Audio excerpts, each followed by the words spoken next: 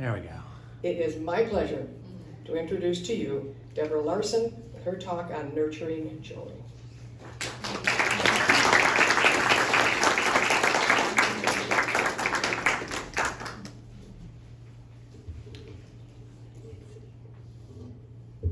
Okay, here we go.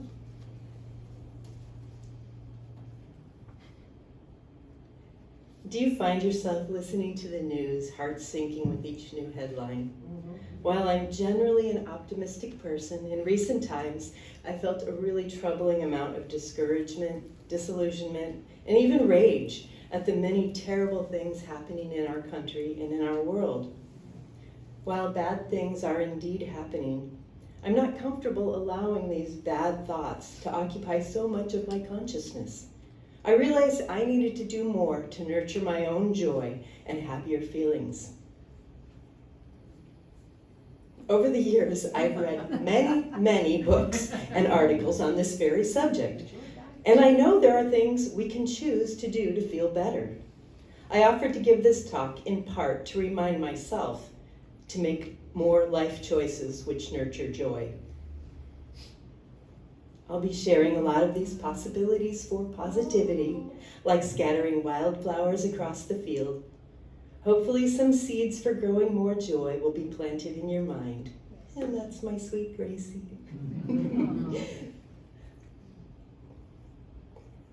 Much of what's been upsetting me falls in the category of things I cannot change. However, I do get to choose what I allow my mind to dwell on, the stories I repeat, and where I focus my attention. I have to make the decision again and again not to be carried along on that tidal wave of bad feelings, but to make choices which can help pull me back into a happier zone. My goal is to notice the small joys of each present moment more regularly, and to make my little corner of the world a bit better each day. Small choices can have a big impact. You've probably all heard some version of the parable about two wolves battling inside us. One wolf is portrayed as dark and angry. The other is bright, kind, and peaceful. The punchline, of course, is the wolf who will win the battle is the one who you feed. I don't really see this as a battle of good and evil, but rather a reminder that we all contain both dark and light, and we can choose to nurture the parts of ourselves which we want to grow stronger and to dominate our perspective. We all have the potential to feel both angry and peaceful, both fearful and kind. But the choices we make daily feed the feelings we get to experience more often. And we can use the feelings of anger and dissatisfaction to fuel action. What choices can we make to help us feel more joyful, more alive, and more connected to others, even in difficult times? One simple thing is to spend more time in nature, something that's easy to do where we live here in this beautiful place. So go walk in the woods. It's called forest bathing in Japan. The practice of mindfully immersing yourself in nature can promote both mental and physical health. Even a short walk can help lift your mood and boost your energy. Sit outside and listen to birds. Studies have shown that listening to birdsong actually reduces stress and that bird watching can improve your mental well-being.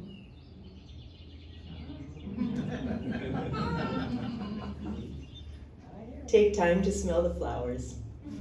Be present in the beauty of each moment. That was my pet rat, Rhoda.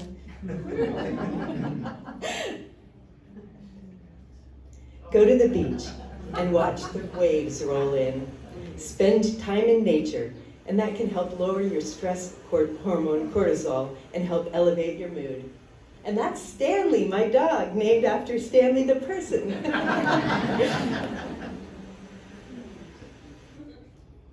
Pet or play with a dog or cat. Of course I had to include this one. It's my favorite way to feel better. Slow down and open your heart to the moment, really connecting with them. Or visit the Humane Society and help socialize kittens. It's hard to stay grumpy when watching kittens play or when they're climbing up your legs. And speaking of cats, follow their example. Cats are masters at prioritizing their own well-being. They rest when they want to rest. They play when they want to play. They bask in the sunshine simply because it feels good. This is one thing we can do something about, to simply do more of the things which make us happy. By doing things which cause happiness in ourselves, we are contributing to the overall well-being of the world. You're sneaky. Instead of letting guilt, obligation, or anger be the primary fuel for our actions, we can choose to draw from the well of joy. People who live a fulfilling life bring more resilience to the challenges they face. And living a life you love creates the resonance to help lift up others around you in the good feelings of joy, contentment, gratitude, and connection. This can be a quiet but strong act of resistance. Because oppressive systems benefit when people are too tired, isolated, or hopeless to imagine alternatives. So joy can be an act of resistance, because joy gives us the energy to change things. When we are happy and content, we can help others to find those feelings too. Conversely, when we're angry and hopeless, we share that as well. So, as often as possible, choose to spread happiness. At the Celebration of Life service for Doug Hansen last month, several people mentioned how uplifting it was to go through his checkout line at the grocery store because he was spreading joy, giving hugs, telling jokes, and making the world a better place one small act at a time. He also excelled at spreading happiness by creating costumes and being silly. Adding silliness to the world can be a small but valuable act of resistance to despair. So do things that make you laugh and spread that happiness. We all love to hear happy laughter, which lifts all our spirits. Think of the delight of watching a child experience something wonderful for the first time and the happy laughter that bubbles up. Remember those times you've laughed until your belly hurt and you could hardly breathe. Laughter benefits way beyond a quick mood boost. Research shows it can lower stress, relax your body, and even support heart health and immune function. Sharing humor with others reduces isolation and strengthens relationships. And did you know there is even a Unitarian Universalist Hysterical Society? It has its own Facebook page and podcast, and its purpose is to share humor. And while we're on the subject of humor, another way to nurture more joy is to live like a dog. Be a little goofy, silly, or playful. Greet people with happiness. Make new friends with enthusiasm. Show affection. Indulge in treats. Explore the neighborhood. Learn new tricks. Take long walks and delight in simple pleasures. Dogs are really great at living in the present moment. And this can be a really powerful way to feel better, by being present to what is right now in this moment. We can choose to be more content and joyful right here, right now. And in the present moment, do the small things you can to increase good feelings in the world.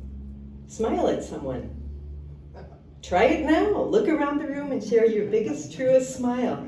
It feels good immediately.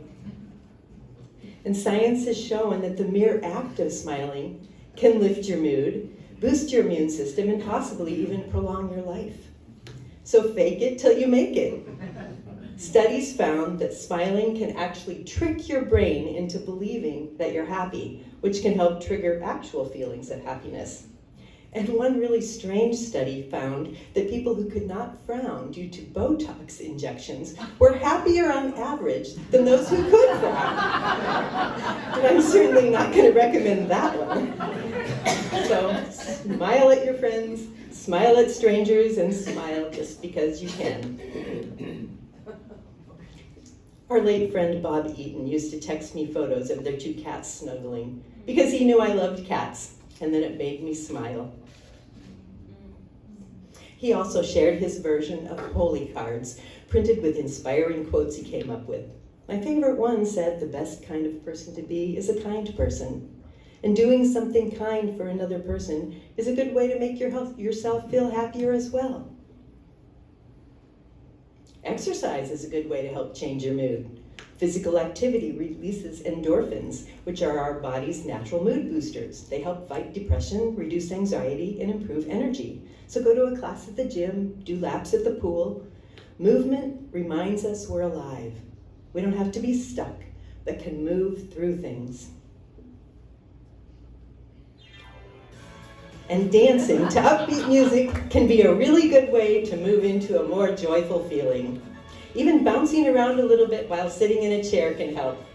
Sometimes I even chair dance in my car to boost my energy if I'm getting sleepy. Music bypasses logic and goes straight to the heart. It can be a shortcut to joyful feelings.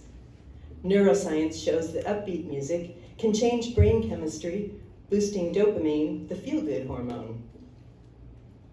And singing can also raise your oxytocin levels and reduce stress. Singing with others can build connections and shared energy. When you sing, the vibration of music moves through you and can modify your physical and emotional feelings. So let music lift your mood. Join the community choir. Put on a playlist of your favorites and dance around your living room. I confess, I sometimes play the baby elephant walk and dance while folding laundry, which also makes me laugh.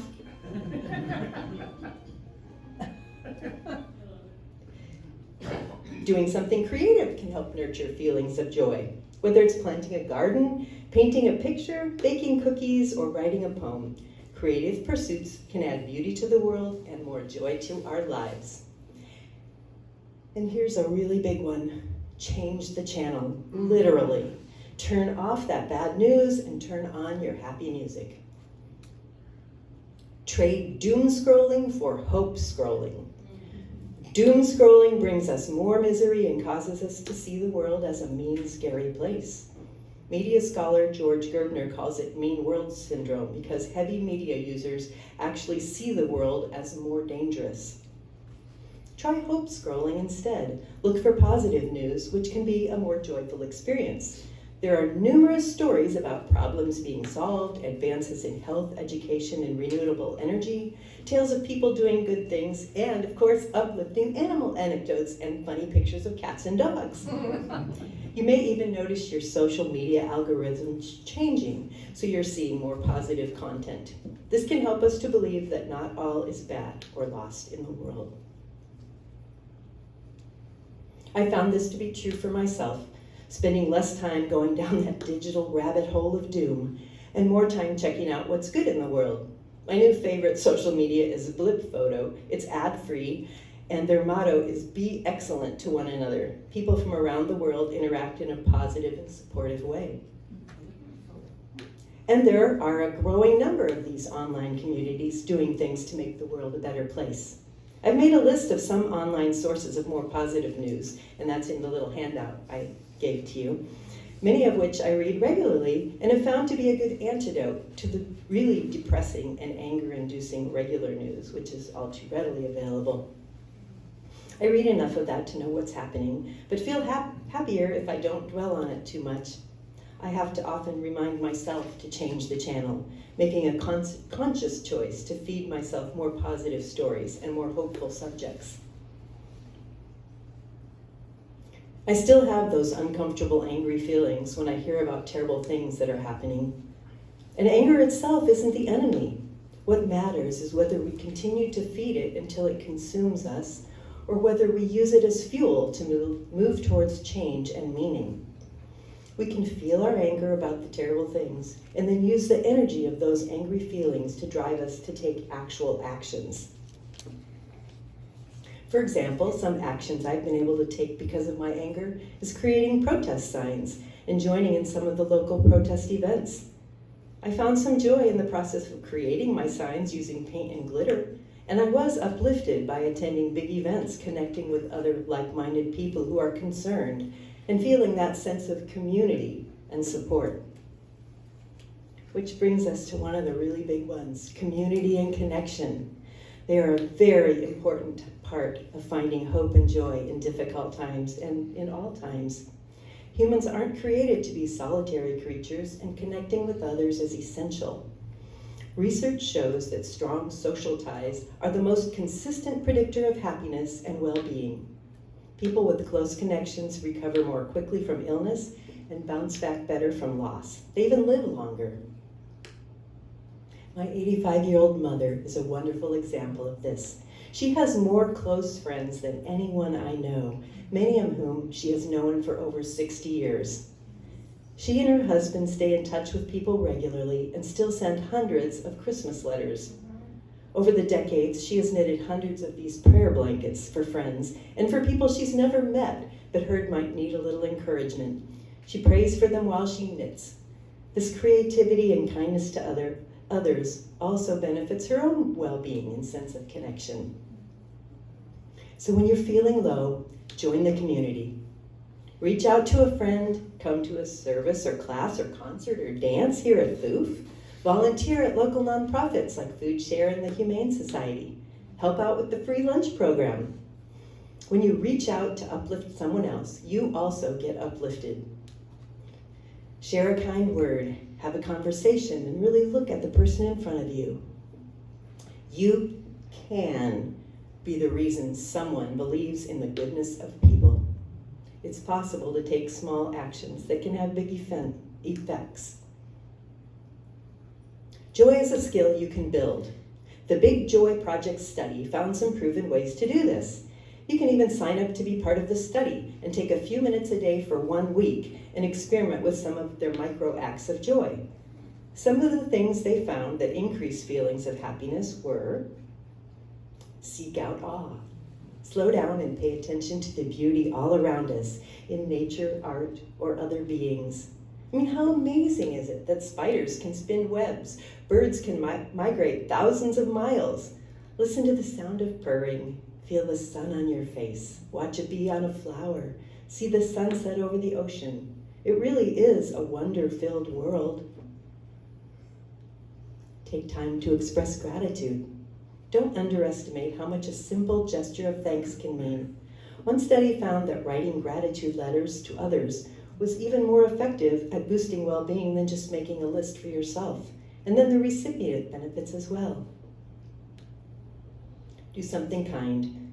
Studies found that giving to others also seems to take away from our own pains. And one big reason acts of kindness make people happier is that they force us to connect with others, strengthening that sense of community and connection.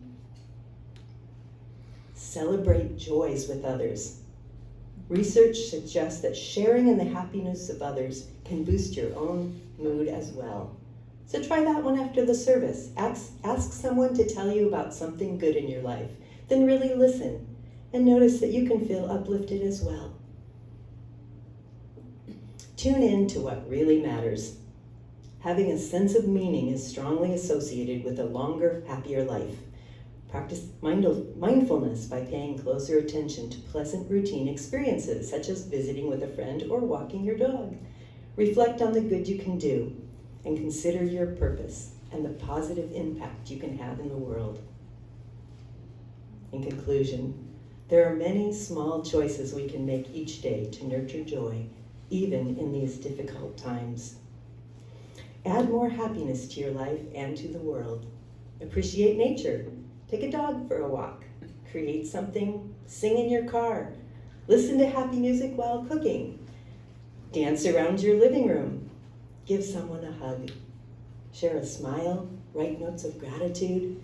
Connect with your community. Turn off the news. Trade doom scrolling for hope scrolling. And be kind. Choose to feed the brighter part of your soul and feel more joy.